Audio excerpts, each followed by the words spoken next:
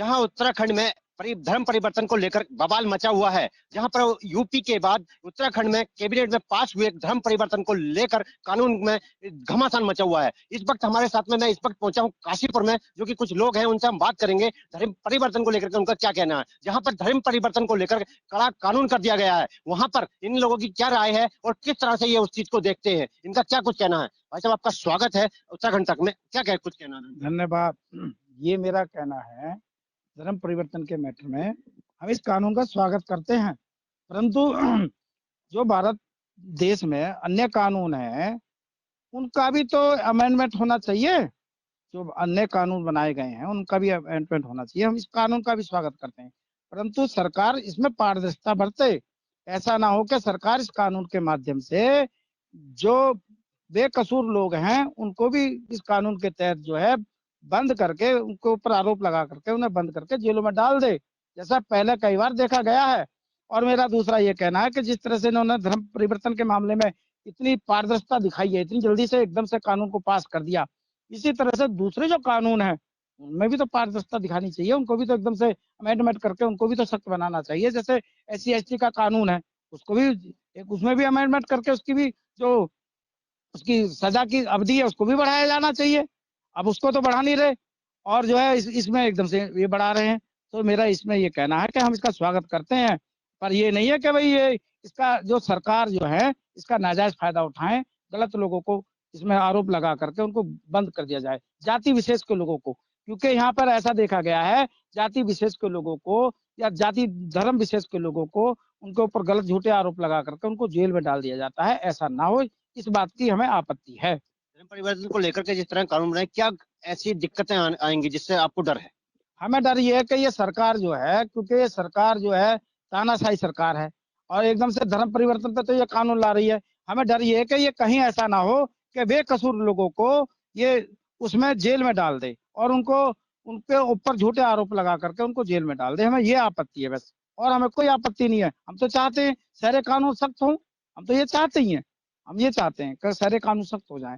ये भी जी भाई साहब, आपका क्या राय है। मेरा नाम अशोक कुमार। मेरी राय ये है कि जो सरकार ने ये कानून लेकर आई है, हम ये चाह रहे हैं कि ये 10 साल की जगह 20 साल हो जाए, लेकिन उसमें शर्त ये रखी जाए कि जो जबरदस्ती कोई धर्म परिवर्तन करवाएगा तो ये उसके लिए हो, न कि इसलिए कि हाँ कोई बंदा अगर अपनी स्वेच्छा से किसी धर्म को बदलता है या धर्म चेंज करता है या ग्रहण करता है, तो उसमें कहीं ऐसा ना हो कि स्वेच्छा से किया और सरकार अपने आप को बचाने के लिए जो हमारे जो हमारे साथी दोषी नहीं है उनको कहीं जेल भरने वाला काम ना करे। तो हमारा कहना वही है कि सरकार ने जो ये अमेंडमेंट लाई है अच्छी बात है, हम स्वागत करते हैं इसका, लेकिन साथ ही शर्त ये भी है कि इसका कहीं भी दुरुपयोग ना हो।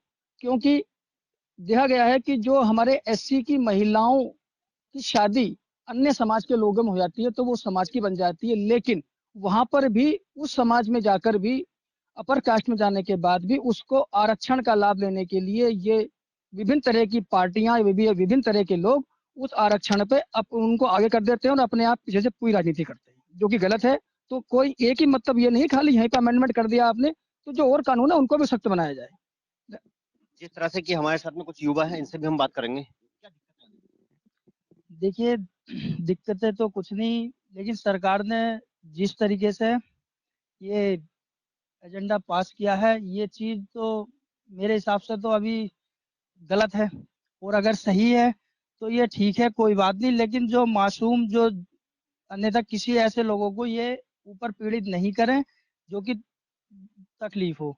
देखिए, इस भारतीय संविधान में जो है किसी भी जाति किसी भी धर्म में शादी लड़की लड़के की हो जाती है, अन्यथा ये धर्म परिवर्तन का भी संविधान के हिसाब से यही है कि संविधान के हिसाब से कोई भी धर्म से किसी भी धर्म में आदमी चला जाता है अपनी इच्छा अनुसार, तो उसका कोई ऐसा वो प्रभाव है ही नहीं कि जबरदस्ती से किसी ने धर्म परिवर्तन कराया या करा है।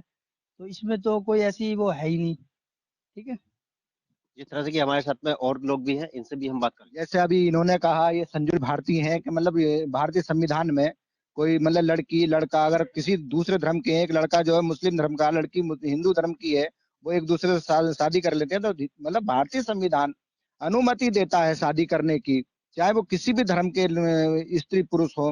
तो ये नया कानून पास करके जब शादी की है और शादी कर कोर्ट से कोर्ट मैरिज की है, तो उसको जब शादी कर ली तो उसको ये बताओ कि वो भैया जबरदस्ती कैसे हो गई? कोर्ट जो है और फिर पेशबंदी कर ली या कहीं मंदिर में कर ली या उसने मस्जिद में कर ली, किसी मुल्ला मौलवी से करा ली या किसी पंडित से मतलब जो किसी पादरी से करा दी। तो भारतीय संविधान जब अनुमति देता है शादी करने की, तो फिर ये कानून ये क्यों जबरदस्ती कहते हैं कि मतलब जो है कि ये साहब गलत तरीके से शादी कर रहे हैं? तो मैं तो इस बात को मानता नहीं हूँ कि ये जबरदस्ती कोई करता होगा, जबरदस्ती कोई नहीं करता है। क्या दिक्कत आने वाली है इस चीज से जो कि इन्होंने उसमें चेंजिंग की? दिक्कत ये आने वाली है कि अब जो ये सबसे बड़ी दिक्कत तो जो नवयुवक हैं, लड़के लड़कियां, वो नहीं चाहते कि मतलब हम हिंदू थोपा जाए, हमें मुस्लिम थोपा जाए, हमें बौद्ध थोपा जाए या हम किसी थोपा जाए। वो चाहते हैं हम मतलब जो है मानव बन के रहें और हम जो है ये चीज जो है हिंदू मुस्लिम सिख ईसाई सब समाप्त करें। हम एक लड़की लड़के को चाहती, दूसरे धर्म को लड़का लड़की को चाहता है, और भी सब चीजें आती हैं। तो ये जो है सरकार, हम लोग जबरदस्ती उनको कैसे थोप लेंगे? ये आने वाली पीढ़ी एक दिन जो है इन लोगों को जो है समाप्ति कर देगी। मैं तो चाहता हूं कि आजकल के युवा आगे निकले और निकलने के बाद और वो जो है जाति धर्म को जो समाप्ति कर दें। मेरे हिसाब से मानवता से बड़ा कोई धर्म ही नहीं है, मानवता ही सबसे बड़ा धर्म है। जिस तरह से कि हमारे साथ कुछ लोग और भी हैं, इनसे भी हम बात करेंगे। देखिए, मैं इन कानून जो सरकार ने बनाया इससे मैं समर्थन भी करता हूँ और समर्थन नहीं भी करता हूँ, क्योंकि ये 6 नवंबर को हमने कार्यक्रम करा और 16 नवंबर को सरकार ने ये कानून बना दिए। तो इससे पहले भी तो सरकार कानून बना सकती थी, ये 16 नवंबर को ही कानून क्यों बना? तो यहाँ कहीं ना कहीं राजनीति हो रही है, इसमें बस यही कहूंगा मैं। जिस तरह से कि पूरे मामले को लेकर के हमने यहाँ से ग्रामीणों से बात की है, इस वक्त हमारे साथ में वकील साहब हैं जो कि एडवोकेट हैं यहाँ के। इनसे हम जानेंगे कि इसमें टेक्निकल चीज इसमें क्या है और किस तरह से इसमें बनना चाहिए और क्या चेंजिंग की गई है। मेरा कहना यह है, जिस तरह से भारतीय संविधान किसी भी व्यक्ति को, नागरिक को कहीं भी रहने की, कहीं भी कारोबार करने की और कहीं भी बसने की स्वतंत्रता देता है, उसी तरह से ये एक तरह से थोपा गया कानून जो गलत है। जब आदमी शादी किसी भी समाज में कर लेता है, उसमें आपके कोई बंधन नहीं है, तो ये धर्म मान्य बाप बंधन क्यों लगा रहे हैं? तो मेरा कहना यह है कि कहीं ना कहीं सरकार आम आदमी को डरा के रखना चाहती है कि अगर आप कानून के खिलाफ जाओगे, बल्कि ये तो हम आपको पीड़ित करेंगे। तो यह है मेरा मानना कि सरकार की मंशा सही नहीं है।